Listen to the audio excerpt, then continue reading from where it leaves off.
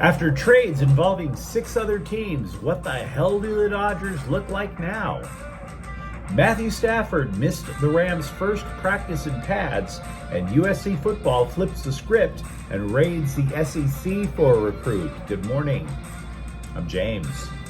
This is your daily dose of sports and start for the greatest sports city in the world, Los Angeles. This is the faithful Angelenos morning report. And so it is July 31st, 2024. We have added a new subscriber to the Angeleno Familia. Thank you for getting in on the ground floor. We're going to do our best to keep you informed. And man, we got a lot to talk about today. Do you like being in the know about LA sports? Well, if you do, click the like button. Click the subscribe button. There's a notification bell. Hit that. It'll let you know when we drop new content. Sharing is caring. Let people know we exist. By all means, comment. Now, before we go through the news and notes, a look at the scoreboard. Slime Diego 6, Dodgers 5 and 10. I try not to read too much into extra inning losses. They spot you a runner on second base still in Major League Baseball in extra innings, so winning is kind of fluky. But the Dodgers need some toilet paper because their bullpen was still butt. Blake Trinan blew a 2-run lead in the 9th by allowing 2 solo home runs. We're going to be talking about the bullpen just like everything else on that team today. Vancouver beat LAFC in Leagues Cup, but they needed penalties to do it. The match itself was a 2-2 draw. The Black and Gold scored twice after the 86th minute to force penalties. Matuz Bogusz tied the match in the final minute of stoppage time. But again, the Whitecaps took the dub. Meanwhile, today, the Dodgers are at Slime Diego at 540. Clayton Kershaw, 0-0 with a 4.50 ERA. Dylan Cease is 10-8 with a 3.50 ERA. Side note, Dave Roberts does not expect Freddie Freeman to be back at all for this series, perhaps over the weekend. The Galaxy are at San Jose at 7:30 for Leagues Cup. It is Galaxy game day, but it's also Leagues Cup. So, meh. But what do you say we get to the news? The word blockbuster gets thrown around way too much. If you saw the MLB network over the last couple of days, every single trade was treated like, oh my God, a blockbuster. But I will say this, in the last 2 days with the Dodgers making multiple deals, 5 trades I should say, involving 6 other teams, 15 players involved, we could say that a block of players were moved around, absolutely. Can't say it's enough to win a title, but the Dodgers are a pretty damn good baseball team, and they did get better by replenishing their depth, by replenishing their versatility. Yesterday, the Dodgers slid in at the deadline to pick off Detroit starting pitcher Jack Flaherty in exchange for 2 minor leaguers, including a catcher who's considered the 99th best prospect in the game, according to The Athletic. That is single-A catcher Theron Liranzo. Then LA also plucked Kevin Kiermaier from Toronto for a pitcher that was designated for assignment, Ryan Yarbrough. Now, instead of breaking down each deal in terms of who won this trade, who lost that trade, what I'd rather do, because the Dodgers made so many moves, is kind of take a holistic approach, tell you what the team looks like right now. Because if you try to look at all these deals on an atomistic level, it's going to throw you off. So I want to start with the starting pitching, because it was just 2 weeks ago when the Dodgers rotation was reduced to James Paxton, 3 rookies, and you better pray for a day off. Then they cut Paxton, by the way, and sent him to Boston about a week ago. So the rotation now looks significantly more formidable than what they had for much of the year. We mentioned that they grabbed Jack Flaherty.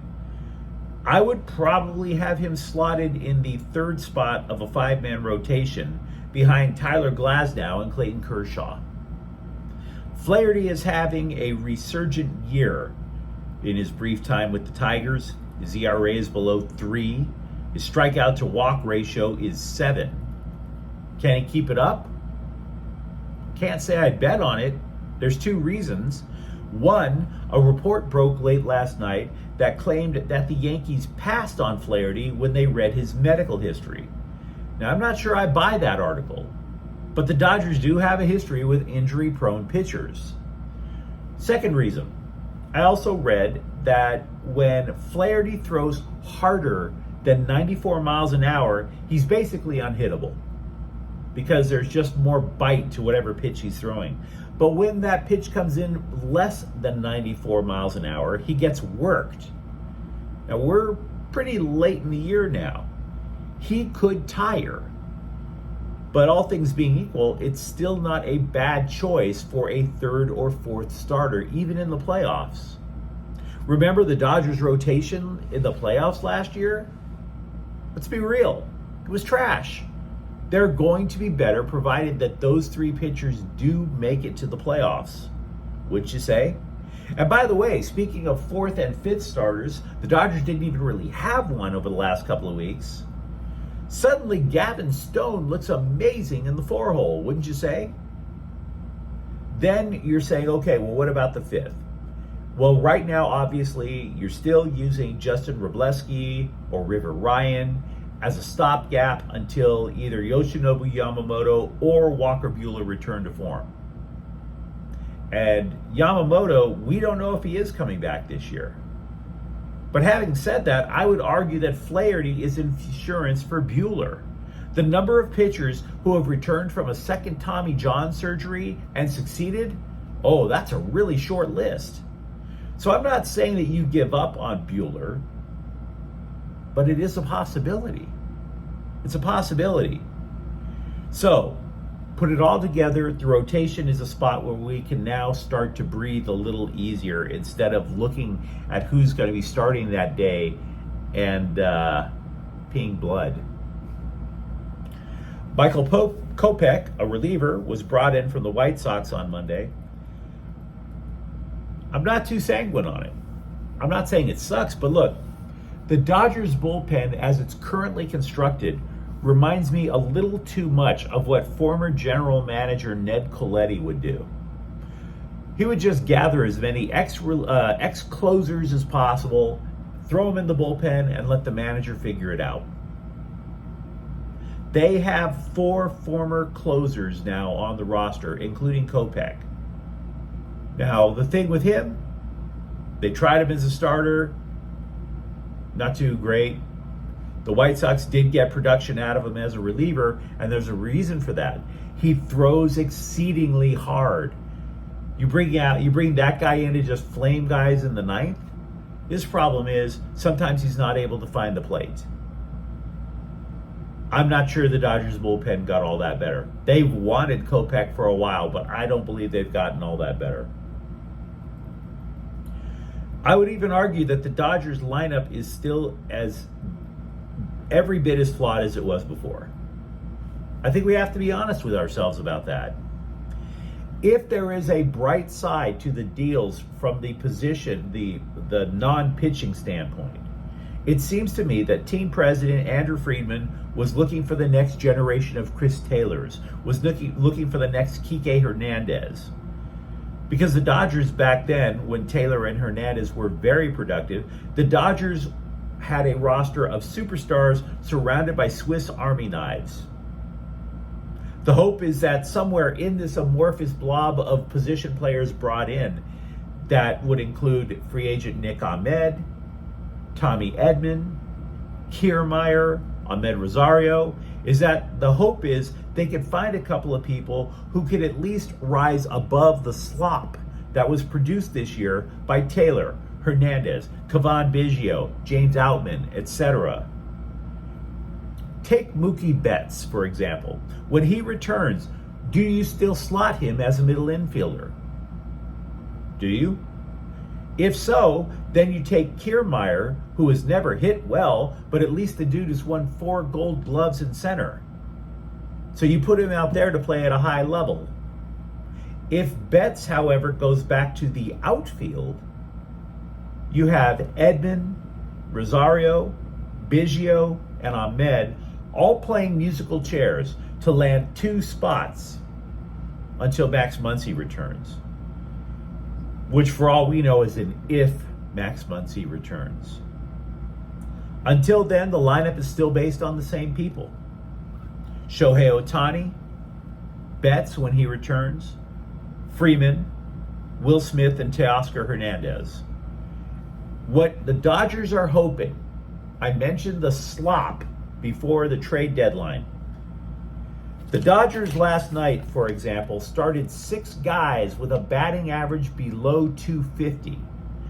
3 of those guys in that lineup had a batting average of barely over 200.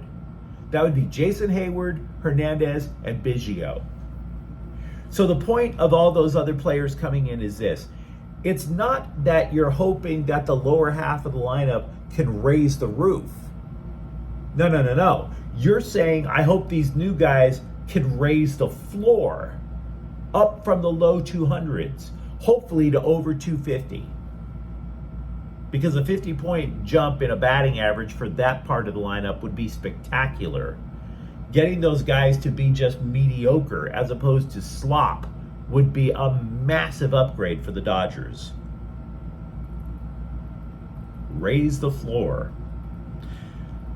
Now, some of you might recall the Dodgers even traded for amounts to a damaged Swiss Army knife, Edman, because Edman hasn't played in a major league game this year.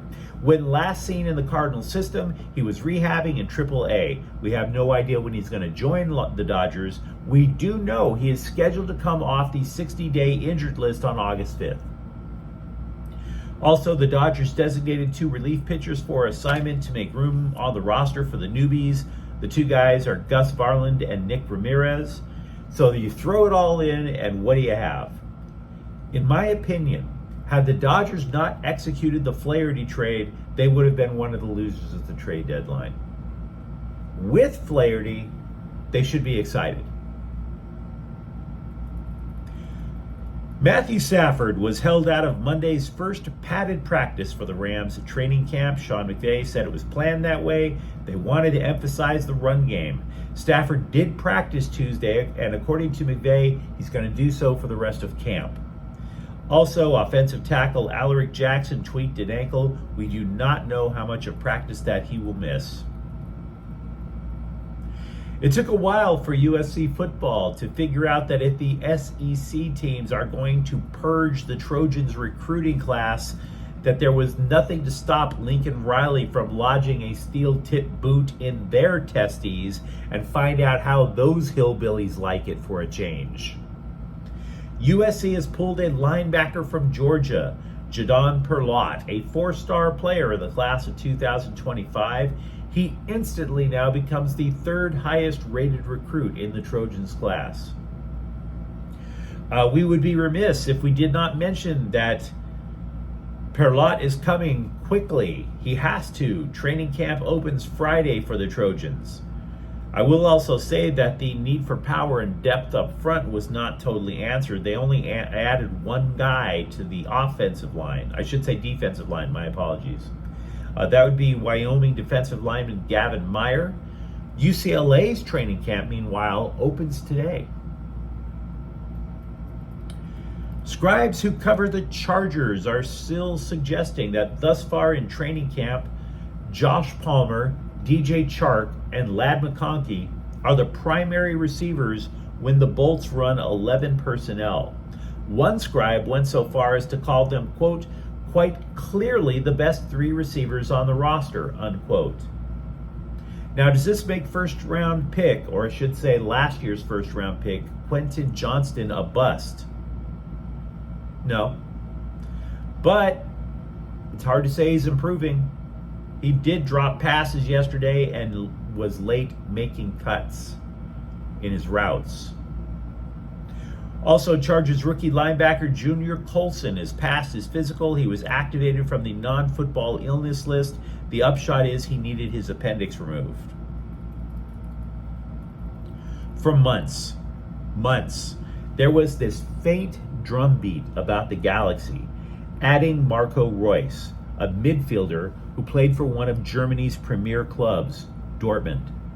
The problem was, how do you find a space to pay for the guy? MLS has a really goofy salary cap structure. Well, the Galaxy have found a way. They have loaned midfielder Johnny Perez to Nashville SC, and it's a move that would sting. Perez has talent, but the Galaxy were already flush with attacking midfielders, such as Ricky Puig. They liked Perez. There was just no clear way to get the guy playing time. Nashville, meanwhile, had a spot on their roster to fill. They had a player blast out his knee. Meanwhile, LAFC has added a midfielder with Premier League experience. Lewis O'Brien is coming on loan from Nottingham Forest, along with Friar Tuck. But seriously, folks, O'Brien has also played in MLS before with DC United. They could make the deal permanent in about a year. He takes up an international roster spot for the Black and Gold. UCLA basketball coach Mick Cronin, as has long been documented, runs that program with an iron fist. He is a taskmaster. I was going to say hothead, but I wanted to be nice. The plus in being such a hothead is that when he gives compliments, you tend to believe them.